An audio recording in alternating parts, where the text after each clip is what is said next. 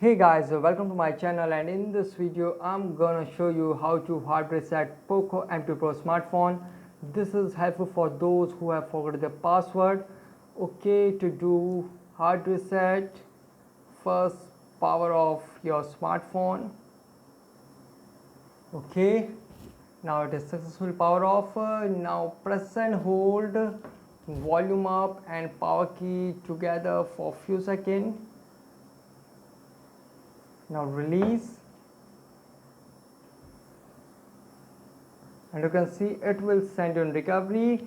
Now volume rocker is to move up and down, and power button to select. Okay, now go to wipe data and select, and now select wipe all data, and here you can see confirm wipe of all data. This cannot be undone.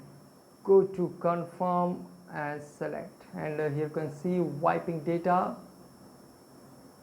and in top you can see data wiped successfully. Now go to main menu, reboot, and reboot to system. So guys, this is the easiest way to hard reset POCO M2 Pro smartphone. Guys, thanks for watching. If you have any query related to this video, let me know in comment section below. Please like, share, subscribe, and click on bell icon for latest updates.